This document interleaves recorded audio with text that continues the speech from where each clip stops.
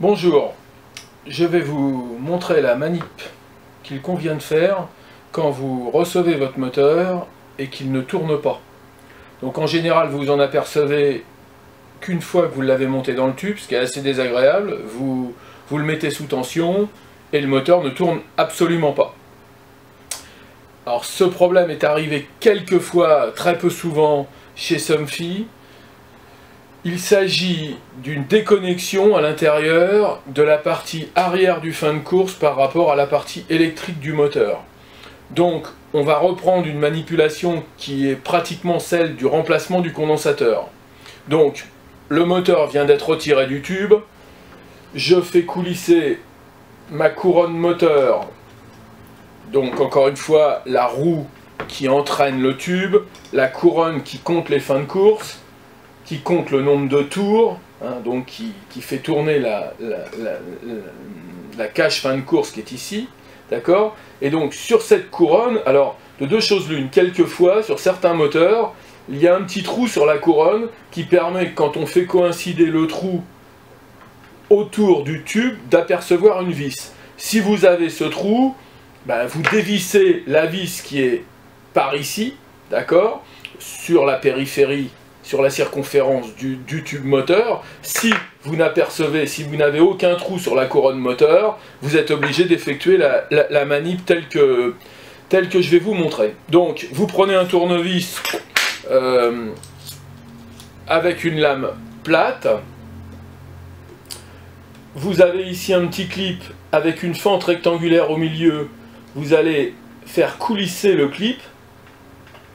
Voilà. Donc là, vous sortez le clip du moteur, de la couronne. La couronne peut s'écarter, et donc vous la faites coulisser. Surtout, vous n'essayez pas de l'enlever, vous risquez de la casser. Donc vous la faites coulisser sur le tube du moteur, de manière à ce qu'elle dégage la vis qu'on va trouver par ici. Vous tournez, et effectivement, vous trouvez une vis. Donc là, vous prenez ou un tournevis torse, qui correspond à cette vis, ou alors un tournevis plat qui va permettre de rentrer dans certaines des formes étoiles du torx. Vous dévissez, c'est en général assez simple puisque la vis est vissée dans du plastique, donc il n'y a pas une force énorme à donner. Surtout, vous ne touchez absolument pas aux vis qui sont en cul du moteur, vous ne démontez absolument pas ces vis là. Une fois donc que vous avez enlevé la vis, on va pouvoir retirer la tête du moteur, la cage fin de course. Donc, avec un marteau, vous tapez au pourtour uniformément, donc pas trop fort, mais d'une manière assez sèche, de manière à ce que la cage fin de course descende. Et voilà, elle va bientôt être sortie, et là, elle est sortie toute seule. On se rend compte qu'il manque une partie, qui est la partie électrique. Donc cette partie électrique va se retrouver dans le tube. C'est souvent une partie marron. Donc vous vous munissez d'un petit crochet qui peut être un porte-manteau métallique que vous dépliez, un petit crochet au bout, vous enfilez dans le tube et vous ramenez cette partie-là à l'extérieur du tube. Voilà. Donc, en définitive, il s'agit d'une désolidarisation de la partie électrique où rentre le courant électrique, passe par la cage fin de course et va jusqu'au condensateur, donc qui est là, que vous pourrez, le jour où il sera défaillant, remplacer par la suite. Hein. Donc, pour remplacer le condensateur, bon là il n'en est pas question, mais c'est la même manip. Vous avez deux cosses Faston de 2,8. Quand votre moteur manquera de force à la montée, mais qu'il descendra correctement, vous pourrez remplacer ce condensateur en vérifiant sa valeur qui est inscrite sous le scotch qui est là pour amortir les chocs pendant la rotation du tube. Donc le condensateur n'a pas de polarité, donc vous pouvez rebrancher aussi bien le marron, le noir et le rouge à droite ou à gauche, ça n'a aucune importance.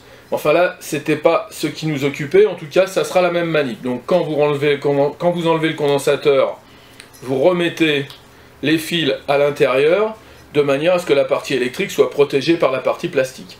Et là, voilà la manip qu'il faut faire. Donc là, on voit les connecteurs électriques. Et là, vous avez un détrompeur en plastique, mâle et femelle. Donc, il suffit d'enfoncer les deux détrompeurs ensemble. Vous allez entendre un petit clic. Voilà. Les deux parties sont correctement verrouillées. Et là, donc, vous pouvez réintroduire l'ensemble dans le fût moteur. Alors, il va falloir faire coïncider le trou du tube avec le trou ici pour remettre la vis. Vous avez un détrompeur ici qui vous permet de recentrer.